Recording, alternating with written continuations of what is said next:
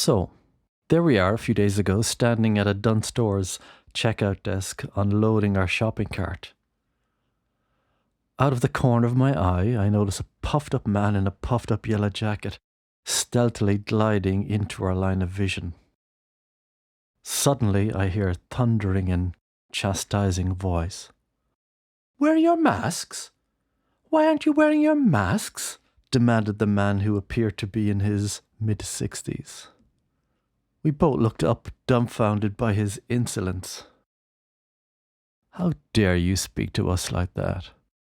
Go away and mind your own business," I replied firmly.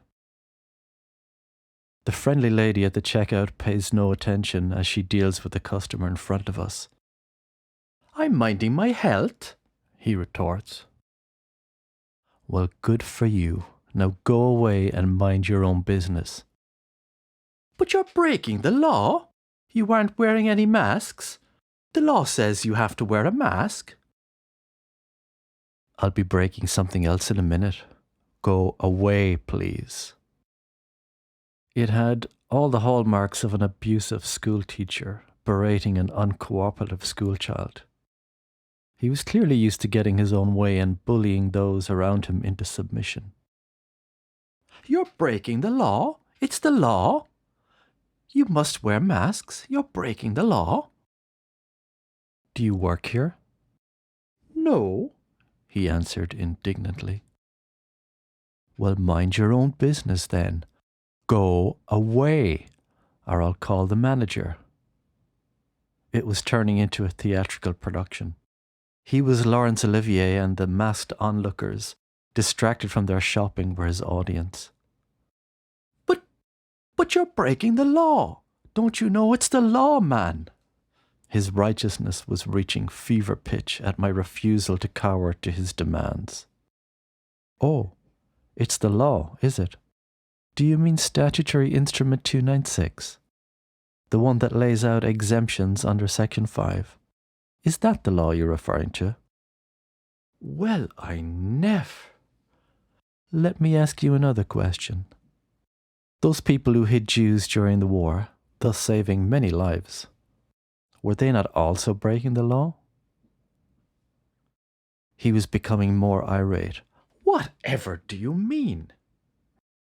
"Were those people not obeying a higher law by disobeying an immoral one?" He shuffled down past the line of checkouts, looking, I'm sure, for someone to complain to. Some moments later, we noticed him returning on the exit side of the checkouts, scowling at us as he scurried towards the doorway. I politely stared back. The irony throughout this whole episode was that we were asked the same question by the security guard upon entering the store. "We don't wear masks for health reasons," I explained. "Oh, that's fine," the security man responded, effectively giving us permission to be in the store. If a law is immoral or based on a lie, are we not required to break that law? Is it not a duty? When we show people our faces, we are putting our full humanity on display, a humanity that is created in God's image. When governments by compulsion insist that citizens cover their faces, it is a psychological ploy whose sole and specific purpose is to summon up calamity and fear in the form of a visual cue in the minds of the public. We, in turn, by refusing to wear that repugnant face covering, are gently reminding our fellow citizens that it is in fact they who have stepped away from normality and have done so under a false pretense. Am I responsible for your health? No. Are you responsible for mine?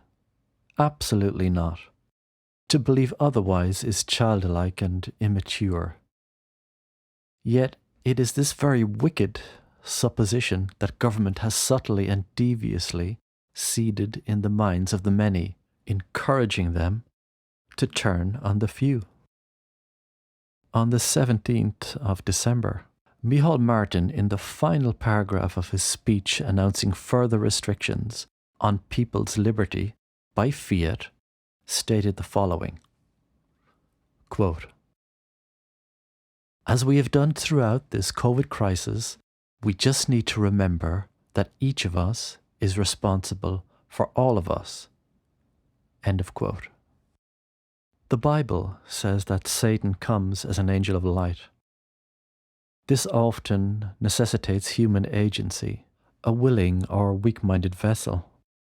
It can even take the form of a lamb-like and unthreatening Taoiseach, or someone shouting at you in the supermarket.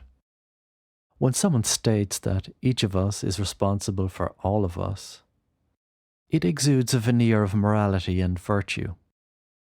In reality, it is enslavement disguised as virtue, and therein lies the deception.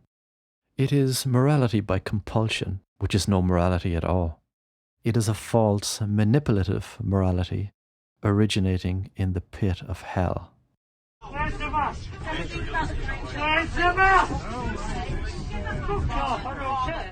A few days ago, I retweeted a video clip of a scene on a train in the UK where various individuals were shouting and attacking one another, apparently over someone not wearing a mask.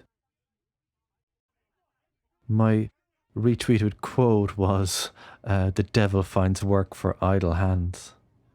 The tweet was accompanied by the following comment, quote, "This is what the government and media have created. They have fomented hatred and fear in the community on an unprecedented scale. It's a lethal combination. How do we come back from this and live in a society with shared values? The social contract has been obliterated. Insanity." End of quote. As we have done throughout this COVID crisis, we just need to remember that each of us is responsible for all of us.